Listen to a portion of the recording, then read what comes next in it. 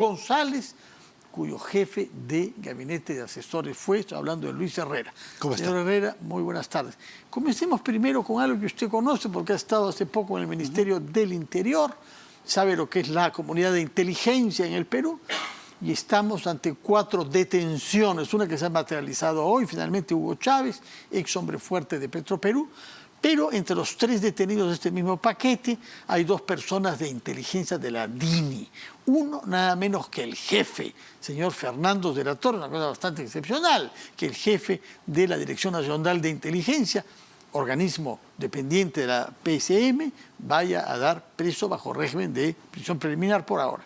Y junto a él, Henry Shimabukuro, que trabajaba en Palacio de Gobierno. Junto a ellos hay un empresario, naturalmente, que tuvo que ver con la compra de diésel por parte de Petroperú, el señor Samir Abudaye. Pero yo quisiera que nos diga, ¿qué ha pasado con 2 especialistas de inteligencia o pretendidos tales? Los ha nombrado este gobierno, no sabemos si es que tenían credenciales, usted lo sabrá quizá. Pero ¿qué significa que el jefe de la DINI en este momento esté preso? Significa que el jefe de la DINI hizo todo lo que no tenía que hacer. Un director de la DINI es un especialista, como bien se indica, en inteligencia, que sabe perfectamente que su labor es captar información de valor y transmitírselo al decisor político de primer nivel, que es el presidente de la República. Esa es su función. Y la habilidad para obtener esa información, ¿no? Por ejemplo, es muy importante saber información con respecto a temas de narcotráfico, conflictos sociales y todo ese tema. Corrupción. Corrupción. Pero si está preso, significa que no ha cumplido ese rol, sino que por el contrario, se ha prestado a un rol diferente. Debe el Ministerio Público, si ha ordenado la detención, tener elementos probatorios suficientes. ¿Cuándo lo sabremos? Lo sabremos ahora que se debata justamente el tema, porque de hecho después de pasar los 10 días van a pedir seguramente 36 meses de detención. Y ahí el fiscal, al momento que sustente el tema, va a explicar cuáles son esos medios probatorios. Ahora son 4, vamos a ver que estos 4 detenidos, seguramente que alguno pasará por el tamiz de la colaboración, que es, vamos a decir, parte lógica de este tipo de detenciones. ¿Por qué dice que es parte lógica? ¿Y desde cuándo es parte lógica que algunos detenidos dicen, no, yo he hecho maldades, pero otras peores las ha hecho mi jefe, el presidente Pedro Castillo, u otro, y quiero colaborar y voy a contar todo lo que sé? ¿Desde cuándo funciona así nuestra justicia? De siempre. ¿Y la fiscalía? Le digo de siempre, ¿por qué? Porque hay algo que se llama, en la Administración de Justicia y en la teoría económica, el teorema del prisionero. El teorema del prisionero es bien claro. Cuando se detiene un grupo de personas, existen ciertos escenarios. El escenario más favorable para todos es que todos guarden silencio. Pero, y para eso hay entregado premios Nobel que han hecho ese tipo de estudios, siempre la persona busca, ¿no?, su libertad, busca su propio beneficio. Aunque suponga echar a alguien. Así es, con el que estaba en andanza. Correcto. Entonces siempre se dice que es de una detención de un grupo de 4, por lo general siempre de esos 4, 2 van a colaborar. Y eso es parte de todo. O sea, de estos 4 de este fin de semana, hay 2. Si fueran los 2 de la DINI, creo que avanzamos bastante. Sí, porque acá hay un tema bien interesante y preocupante a la vez. En este momento la DINI está formalmente descabezada. Formalmente todavía no se ha asignado quién se va a hacer cargo temporal de la DINI. Hay 3 cargos importantes en la DINI, que es el jefe de gabinete, el director de inteligencia y el director de contrainteligencia. Entonces, uno de ellos 3 debería ser asignado.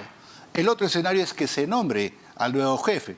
Pero dado que la primer ministra todavía no ha obtenido el voto de investidura, difícilmente se vaya a designar a alguien, que tiene además una labor clave que realizar. Tiene que, primero, aclarar qué es lo que ha pasado con el tema de Shimabukuro, su nombramiento.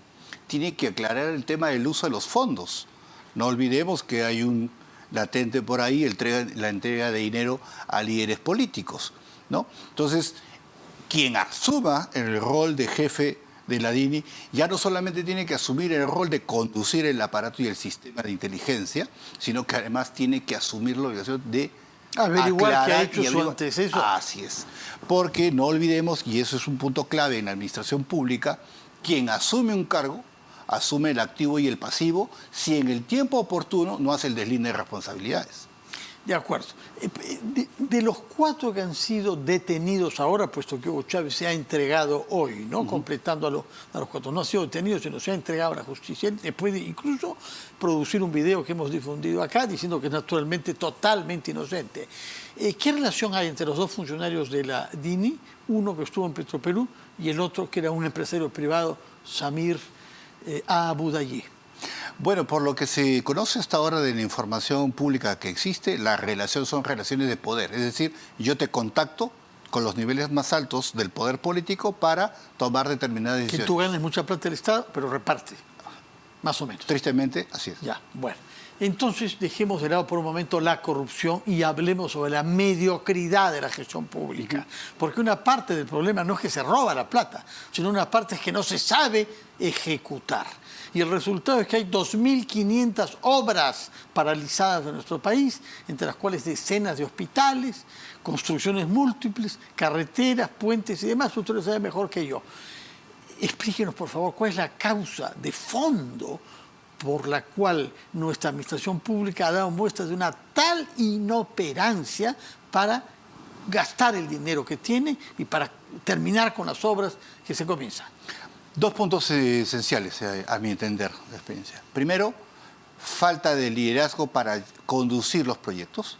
Y segundo, falta de equipos técnicos especializados que se mantengan en la ejecución de los proyectos. La administración pública en el Perú tiene 2 características importantes. Crece de manera continua, pero no crece con calidad, crece en número. Y 2, tiene una alta rotación.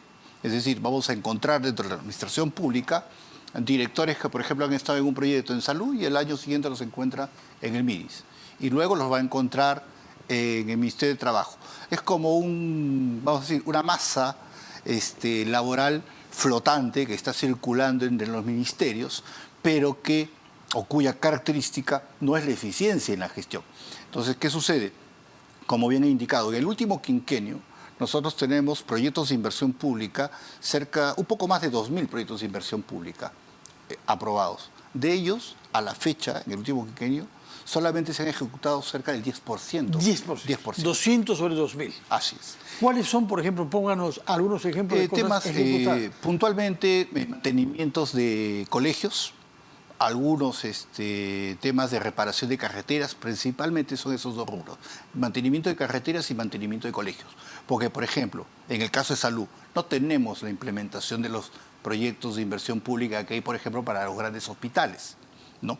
¿Por qué? Porque son proyectos de elaboración de un nivel técnico importante, ¿no? Construir un hospital, pues no es como construir un aula de colegio. Para eso hay un presupuesto mayor, y hay un supervisor, y hay un ingeniero de obras, y una empresa que gana la concesión. No es porque sea complejo construir un hospital, se ha construido hospitales en el Perú desde siempre. Así es, pero... Entonces, yo recuerdo que el obrero, yo no estaba ahí, ¿no? Pero sí estoy bien informado, es un hospital que se hizo 1 año y medio. Para 500 camas. Benavides se propuso sacarlo adelante. Hospital Obrero se llamaba, para los obreros del Perú. Y él lo inauguró en diciembre del año 39, 1 año y medio después de haberlo lanzado. Pero claro, ahí... ¿Por qué hace 80, 90 años podíamos hacer hospitales 1 año y medio y ahora no los hacemos? Primero, en esa época, vamos a decir, la década de los 30 y los 40, el manejo de la administración pública era mucho más acotado. Vamos a decir, no teníamos tantos niveles de aprobación de proyectos. De SNIP. De SNIP y todo. Segundo, la decisión política era mucho más, vamos a decir, directa del decisor ministro a la ejecución de la obra. Hoy día, por ejemplo, lo que acaba de escribir es el círculo de la corrupción. O sea, autoridad, quien construye, y el supervisor. No olvidemos siempre que en la figura de la corrupción en las obras públicas, el supervisor es un actor fundamental porque es el que autoriza las adendas. Entonces, ¿qué sucede? Hoy día, por ejemplo, están discutiendo el tema del presupuesto de la República, ¿no? 1.100 millones más para ejecución de obras, pero Vamos a ver la línea de ejecución de los presupuestos como se están indicando.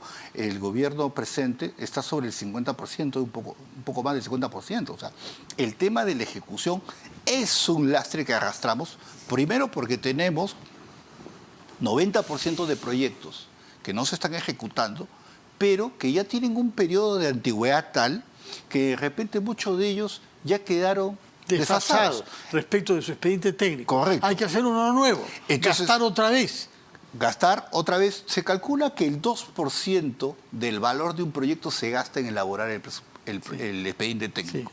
Sí. Y eso, hay mucha discusión respecto a ese tema, se va pues en componentes de corrupción. Cuando, por ejemplo, un gobierno regional, un gobierno local se dedica a hacer proyectos, ¿no? Como alguna vez se ha discutido piscinas olímpicas en lugares donde, por ejemplo, hay dificultad de tener agua, ¿no? O sea, proyectos que no tienen que no le agregan valor público al ciudadano. Entonces, el tema de fondo es que la gestión pública se maneja, como hemos dicho, con 4 temas muy puntuales. Metas, planes, equipos y liderazgo. Si no hay esas 4 cosas, la cosa va ¿Y qué es lo que menos tenemos? Metas, planes, equipos o liderazgo. Miren, metas y planes tenemos, hasta estamos sobrediagnosticados. CEPLAN dio una metodología, todas las entidades públicas tienen planes estratégicos institucionales, los sectores tienen PC, ¿no? Tenemos un plan de desarrollo nacional 2050, o sea que por ese lado estamos sobrediagnosticados. ¿Dónde adolecemos? Equipos. ¿Y qué adolecemos? Equipos de profesionales y de técnicos. Así es. Y fundamentalmente, liderazgo. ¿Qué pasa? ¿Por qué? ¿Qué pasa con los ministros? ¿Qué pasa con los funcionarios que se han nombrado? ¿Para qué sirven? Un ministro que llega a una cartera y no conoce la cartera, no conoce el tema sobre el cual tiene que dirigir, lo primero que va a hacer es rodearse de asesores y lo mínimo que va a querer es firmar cosas que puedan comprometerlo. Sobre todo cuando se trata de ejecución de dinero, ¿no? Entonces, ahí hay un problema. El proceso de conocimiento de un sector, de un gobierno regional, no tiene un mínimo de 3 a 6 meses. Ahora, si nos ponemos esa ventana para comenzar a actuar, estamos hablando de la segunda parte del primer año. Un gobierno o un sector que no implementa planes en el primer año, está muerto. Ya va muerto. Señor Herrera, muchas gracias por sus explicaciones y por poner su experiencia al servicio de nuestra observación y nuestro conocimiento de nuestro país, aunque lo que nos ha dicho nos hace sacar algunas conclusiones tristes. Sí, así es. Muchas gracias por su presencia. Permítame darle la palabra a mi colega Valery Vázquez de Velasco, que nos va a contar qué va a presentarnos en las claves del día. Valery, buenas noches.